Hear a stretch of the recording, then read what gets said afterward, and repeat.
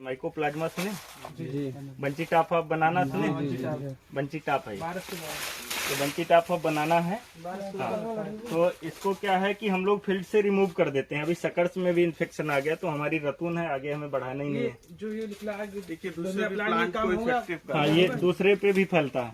नहीं हो, ये फैलता तो ये कामयाब होगा नहीं होगा? नहीं, ये फेल है। वायरस आने के बाद क्या है कि इनमें बहुत कम रिकवरी आती है। पनामा, सिगटोका, बंची रिकवरी बहुत कम है।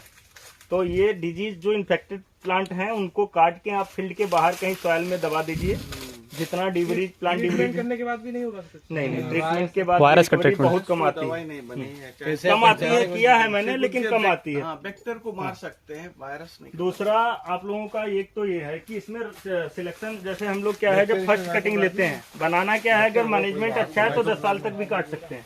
ऐसा नहीं है कि एक बार लगाओ 2 ही बार काटो। इसको आप आगे भी 10 साल 50 साल काट सकते हैं। गांव में नहीं देखते हो एक पेड़ लगाए वो 10 20 साल चल रहा है। क्यों चल रहा है? क्योंकि इसमें सकर्स तो कंटिन्यू आ रहा है।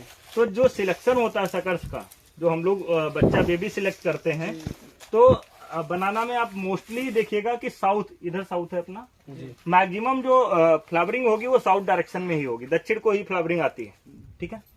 हाँ, दक्षिण साइड को ही फ्लावरिंग आती है। तो जो हम लोगों को बेबी छोड़ना है, जो बच्चा छोड़ना है, हर पेड़ में एक ही छोड़ना है, हर पेड़ में एक ही छोड़ना है, समझ लो। जैसे यहाँ पे हमने कुछ में 2-2 छोड़े हैं, वो हमारा ये खुद का जो है ट्रायल प्लाट है। मैं अपने अनुभव के लिए काम करता हूँ तो वो अलग चीज है। लेकिन जो कमर्शियल हम लोग करते हैं तो हर पेड़ में एक ही छोड़ना है, एक गैर, ठीक है? एक बच्चा छोड़ना है। गैर तो आपका ऊपर है, एक ही गैर आती है, ठीक है? तो जो करना है, साउथ में आपकी फ्लावरिंग होगी, आपको नॉर्थ में छोड़ना है बेबी, ठीक है? पहले साल छोड़ना है तो जो सटा हुआ है इससे, जैसे ये बेबी है, ठीक है? उत्तर में जो पास आएगा इसके, अब ये देखिए, ये इसका बच्चा है और ये जो आ रहा है ये बच्चे का बच्चा है, ठीक है? इसमें 3rd जनरेशन आ गई। यहाँ पे ये 2nd जनरेशन का है, ये 3rd का आ गया। ये बच्चे के बच्चे आ रहे हैं, राइजोम के राइजोम है, ठीक है? जो आपको रतून के लिए सिलेक्ट करना है वो 2nd जनरेशन का सिलेक्ट करना है, पेड़ी के। जैसे ये है एकदम एक साइज का, पूरे खेत में कोशिश करना है कि एक साइज, जैसे ये साइज हम अगर छोड़ेंगे तो सारा इसी साइज का जो है, हाँ, जो है एक ही डायरेक्शन में इसी साइज का छोड़ेंगे। ये कैसे पता ये 2nd जनरेशन या 3rd जनरेशन? वो तो मतलब आपको दिख रहा है इसके बीच में भी जो है सकर्स, जैसे ये देखिए सकर्स आया है ना, जो नियर अबाउट है उसके, उसको छोड़ना है। हाँ, तो अब हम एक ही डायरेक्शन में छोड़ेंगे। जब एक डायरेक्शन में छोड़ेंगे, मान लो हमारा फर्स्ट कटिंग दक्षिण में था, ये वाला दक्षिण है, हम इस डायरेक्शन में छोड़ रहे हैं, जो हमें मिल रहा है। हर बार आपका प्लाट आधा या 1 फीट खिसकेगा। जैसे हमने 6x6 का ग्राफ लगाया है, तो ये यहाँ है, अगला जब ये बड़ा होगा तो यहाँ पे आएगा तो 1 फीट इधर आ गया, मूव हो गया। इसलिए सारे को एक डायरेक्शन में छोड़ना है कि अगर 1 फीट बढ़ रहा है तो पूरा लेआउट 1 फीट बढ़ेगा, ठीक है? पूरा लेआउट जो है 1 फीट बढ़ेगा। तो इसलिए एक डायरेक्शन का ही सिलेक्शन करना है, एक ही सूट का सिलेक्शन करना है, और जो कम बार कटा हो, समझिए। यहाँ पे देखिए, जैसे ये वाला है 1-2 बार, ये 2 या 3 बार कट चुका है, इसको नहीं छोड़ेंगे, इसकी आधी एज हो गई, ठीक है? इसको काट देंगे। ये रिमूवल यहाँ से कर देंगे, इसको क्या बोलते हैं? डिसकरिंग, ठीक है? जब हम इन सूट्स को यहाँ से काट के हटाते हैं, इसको डिसकरिंग बोलते हैं, ठीक है? ये हम हटा देते हैं, और जो हम सिलेक्ट करेंगे वो एक ही बेबी सिलेक्ट करेंगे, उसको ग्रो होने देंगे, ठीक है? हाँ, आगे तक, क्योंकि उसकी इसलिए बताया डिस्टेंस भी मेंटेन रहेगी और प्रॉपर वे में उसकी लाइनिंग एडजस्ट बनाना। हाँ, बनाना में एक तो प्राइमरी ऑपरेशन आपका एक हो गया प्रॉपिंग, दूसरा प्राइमरी से ही चलता है डिसकरिंग। ये शुरू से आखिरी तक चलता है डिसकरिंग जो होता है। 2 महीने बाद ही प्रॉब्लम क्रिएट हो जाती है। इनेबलिंग और कौन सा होता है? रिमूवल ऑफ हार्ट, किसको बोलते हैं? रिमूवल ऑफ हार्ट किसे बोलते हैं, पता है किसी को? डिनेबलिंग पता है? ये हमने जो बंच मैनेजमेंट किया इधर, ये देखिए, हाँ, डिनेबलिंग है, इसको बोलते हैं रिमूवल ऑफ हार्ट। डिनेबलिंग है, इसको अच्छा हार्ट भी बोलते हैं, ठीक है? तो इसको हम जब निकालते हैं, ये फिंगर्स को मैनेज करना हमने आपको बताया। ये देखिए, हम यहाँ पे 2 फिंगर्स छोड़ेंगे, ठीक है? बाकी हमने निकाल दिया। हम न्यूट्रिशन को नीचे ला रहे हैं, न्यूट्रिशन यहाँ तक आएगा तो इसको प्रॉपर भर देगा, ठीक है? कभी कभी आप देखे होंगे। अच्छा, एक काम और करना चाहिए फार्मर्स को और स्टूडेंट को, कि जब आप जैसे ये बंच मैनेजमेंट कर रहे हैं, रिमूवल ऑफ हार्ट, या जब आप कर रहे हैं, तो आज मान लो वेडनेसडे है ना, आज बुधवार है, तो हम हर बुधवार को प्लाट में घूमेंगे, जितने बंचेज खिले हैं, जैसे आज ये खिला या जितने ये तोड़ने वाले हैं, कमल तोड़ने वाले, सबको एक दिन पे तोड़ दिया और आज हमने इसको टाई कर दिया लाल टैग से, टेप लगा दिया या धागा बांध दिया, डेट डाल ली। आज कितना है 19 जुलाई 2023 को हमने ये तोड़ा और लाल कलर का टैग लगाया, यानी इसके 19 के बाद 90 दिन और जोड़ लिए, 90 दिन के बाद आपको कटिंग करना है। इसको नहीं देख के पहचानना, वो आप डायरी मेंटेन करिए। 90 दिन के बाद हथिया लेके आ जाइए इसको काटने, ठीक है। फिर अगले वीक जो है बुधवार को घूमिए, फिर जितने में आप जो है ये कमल तोड़ेंगे नीचे का, फिर उस डेट को चढ़ा लीजिए। फिर अगले बुध को जो डेट पड़ेगी उसको चढ़ा लीजिए। अगले दिन पीला जो है कलर दे दीजिए इसको, कि इस पे यहाँ पे पीले कलर का धागा बांधते चले गए सब पे। तो आपको पता है कि 19 जुलाई को हमने जो है 100 बंच जो है तोड़े थे, जिनमें लाल कलर लगा है, वो 90 दिन के बाद काटने हैं, ठीक है। 90 दिन कब होंगे जाके बच्चों? 3 महीने कब होंगे जाके? जुलाई, अगस्त, सितंबर, ठीक है। तो इस हिसाब से हम कैलकुलेशन एक जो है साइंटिफिक वे में खेती कर सकते हैं। 19 सितंबर को आप जो है अपने काटने वाले व्यापारी को बुलाइए, भैया हमारा 100 बंच रेडी है। तो ये एक प्रैक्टिस है, गुड मैनेजमेंट के लिए आपको ऐसा काम करना चाहिए, ठीक है। फार्मर्स बहुत ज्यादा साउथ इंडिया में फॉलो कर रहे हैं। फ्लावरिंग के कितने दिन बाद मैनेजमेंट करना चाहिए? फ्लावरिंग के बाद जब बंच पूरा खिल जाता है, ये देखिए बंच पूरा खिल गया है, ये खिलने में 10 से 12 दिन ले लेता है। जैसे वहां से निकलना जब स्टार्ट होगा तो खिलने में 10 से 12 दिन ले लेगा पूरा। उसके बाद ये खुद इरड़ छोड़ देता है और कभी कभी ज्यादा भी सेट हो जाते हैं, तो आपको टखने की मोटाई के हिसाब से कम करके सेट करने चाहिए, क्योंकि अगर ये वाला साइज नहीं लेगा ना, ये वाला फिंगर्स आपका छोटा रह गया, तो आपको मार्केट में रेट नहीं मिलना है। मार्केट में रेट जो है आपको डाउन होके मिलेगा। ये सारी बातें हैं, इनका ध्यान रखना आपको बहुत ज्यादा आवश्यक है, क्योंकि अगर आप इसको बड़ा नहीं कर पाएंगे, ऊपर की बड़ी हो जाएंगी। अब वो देखिए आप फिंगर्स नापिएगा, अभी 7 इंच का है और ये 5 या 6 में है, ठीक है। तो इनको लेके आना है ऊपर तक।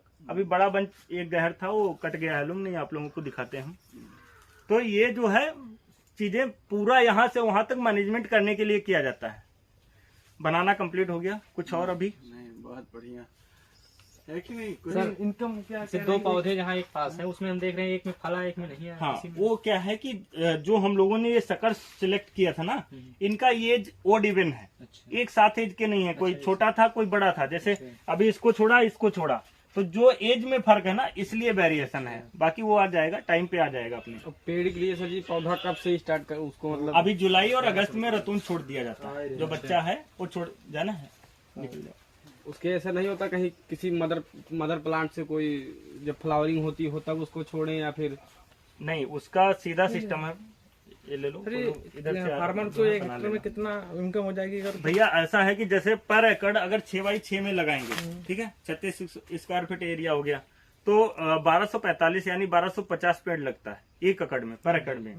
और मिनिमम अगर हम यहाँ पर की बात कर रहे हैं, लखीमपुर खीरी या हमारा उत्तर भारत जो भी है, तो 14 से 15 महीने में कटिंग आती है बनाना की, यानी 14 से 15 महीने में हार्वेस्टिंग हो जाएगी हमारी, ठीक है। जुलाई में प्लांटेशन किया, सितंबर अक्टूबर में हार्वेस्टिंग होती है नेक्स्ट ईयर, ठीक है।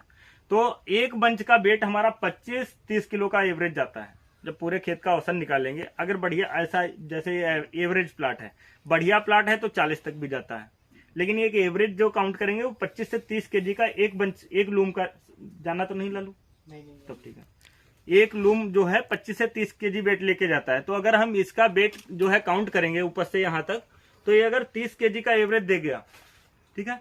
और एक मिनिमम रेट जो हमारे यहाँ अभी मिल रही है, टाइमली जो किसान काट रहे हैं, वो 10, 11, 12 रुपए का आ रहा है, ठीक है। अगर आप जो है अक्टूबर के बाद जा रहे हैं, ठंडी में जा रहे हैं, तो 5, 6, 7 रुपए का भी बिक रहा है, ठीक है।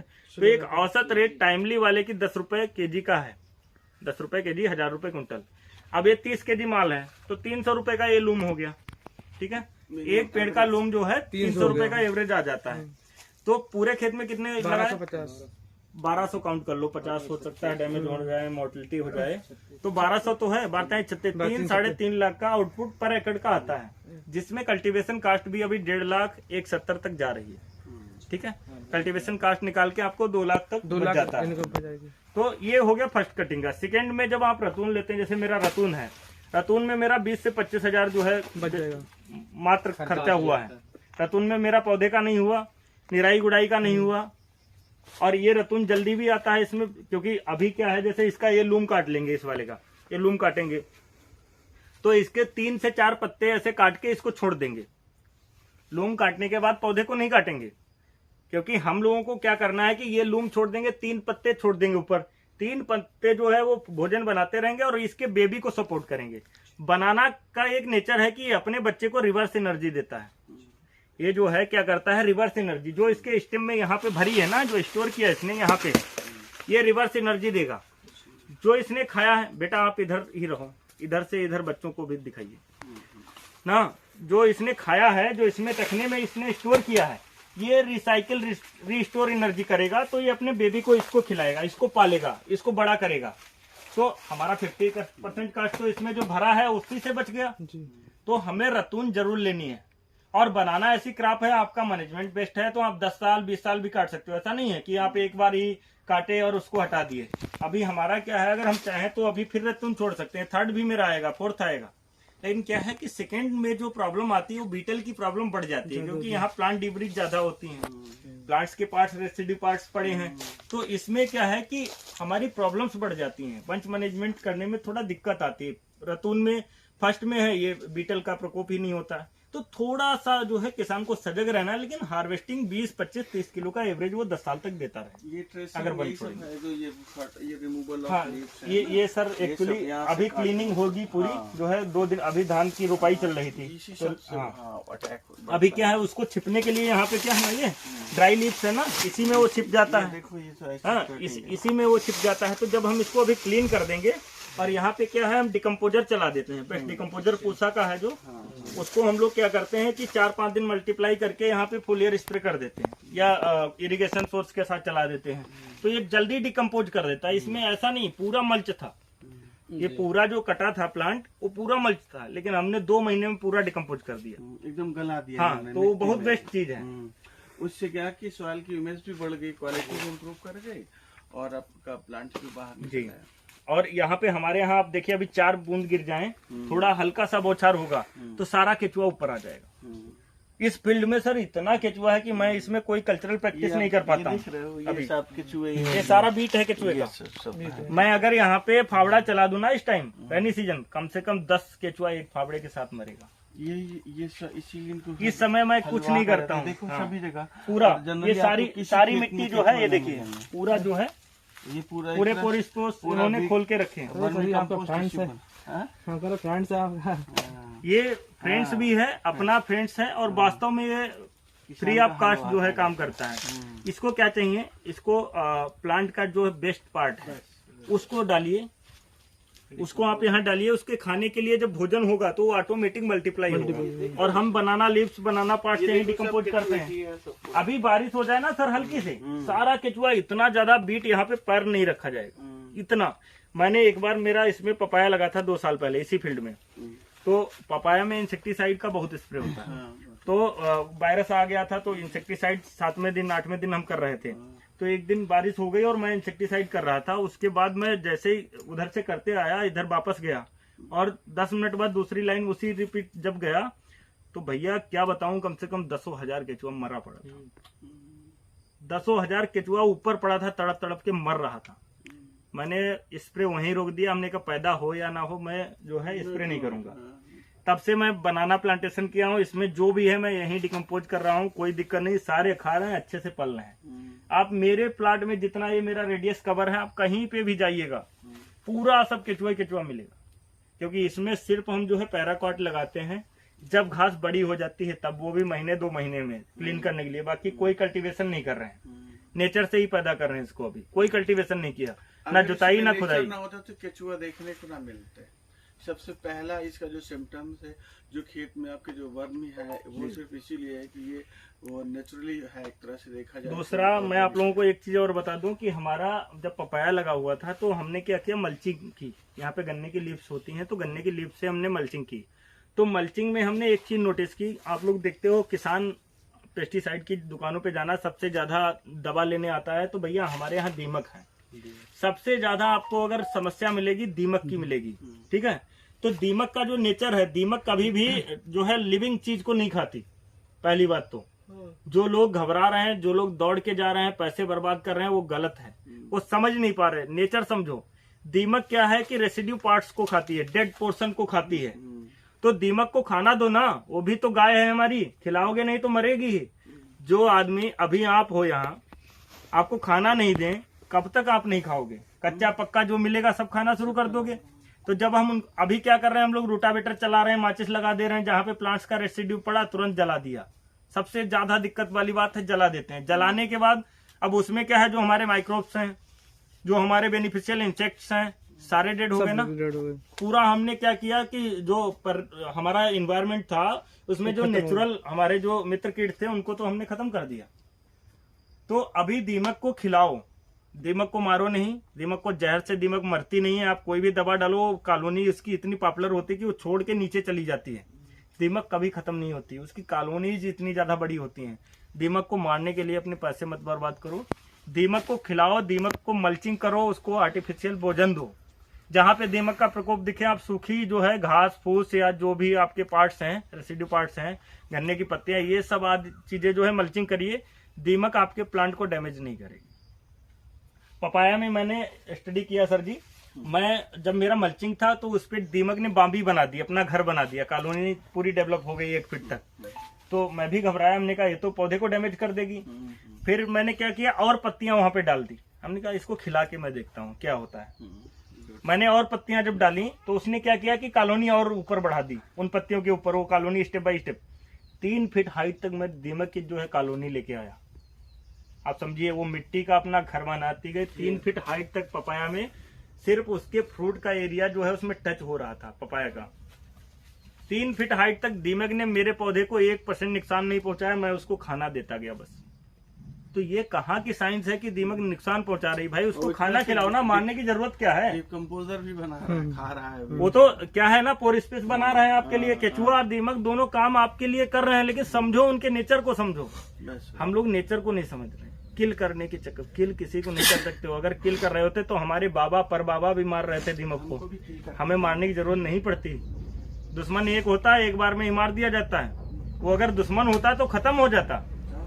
अगर वास्तव में वो दुश्मन होता तो अभी तक वो मर चुका होता। वो दुश्मन नहीं है, वो दोस्त है। इसलिए मारने के चक्कर में मत पड़ो। ठीक है सर, आगे बढ़िए। जैसे पहली बार आप जब प्लांटिंग की थी यहाँ पे, पौधे कहाँ से कैसे लाए थे? पौधा ऐसा है मेरा, तो एक तो किसान गंगा बायोटेक प्राइवेट लिमिटेड मेरा कंपनी है। ठीक है, मैं क्या करता हूँ, टिश्यू कल्चर प्लांट मंगाता हूँ टिश्यू कल्चर लैब्स से। हार्डनिंग मेरा चैम्बर लगा है यहाँ पे, आपने देखा होगा ग्रीन नेट लगा है। हार्डनिंग मैं यहीं करता हूँ, और मेरा अहिरा खमरिया पड़ता है, वहाँ भी जो है ग्रीन नेट है। तो हार्डनिंग मेरी वहाँ भी होती है। इस बार मैंने यहाँ नहीं की, सारी हार्डनिंग मेरी वहाँ हुई। तो मैं हार्डनिंग कर सेकेंडरी दो प्लांट की जो क्या होता है, एक तो पहले ये लैब में बनता है, टिश्यू कल्चर प्लांट लैब में बनता है। अपने जार में जो है पौधे तैयार होते देखे होंगे। फिर उसके बाद इसकी प्राइमरी हार्डनिंग होती है, वो टनल्स बना के नेट के अंदर या पॉली हाउस के अंदर होती है। फिर सेकेंडरी हार्डनिंग जो है ग्रीन नेट के अंदर होती है, जो हमारा ये लगा है। मैं सेकेंडरी हार्डनिंग करता हूँ, प्राइमरी हार्डनिंग होके आती है लैब से। तो सेकेंडरी हार्डनिंग करने के बाद फार्मर्स को हम डिलीवर करते हैं वेरियस पार्ट्स में, जहाँ जहाँ जाना है वो हम फार्मर्स को भेजते हैं। फार्मर्स को तो मेरा क्या है कि मेरा जो है प्लांट का भी काम है, कंसल्टेंसी का भी काम है, पूरा जो है टेक्निकल सपोर्ट भी हम किसान को प्रोवाइड करते हैं, प्लांटिंग मटेरियल प्रोवाइड करते हैं। अभी मेरा जो है बनाना, गुआवा, लेमन, सिट्रस जो होता है आपका, मैंगो हाई डेंसिटी पे मेरा ट्रायल चालू हो गया है यूपी में। तो अभी ये काम कर रहा हूँ। तो धीरे धीरे वेल्युएशन होगा, धीरे धीरे टाइम लगेगा, इनमें 2-3 साल लग जाता है। तो अभी चल ही रहा है। अभी ये देखिए, मैं फेंस आपको दिखाता हूँ, आइए। प्लांट कितना कास्ट आता है? पर प्लांट भैया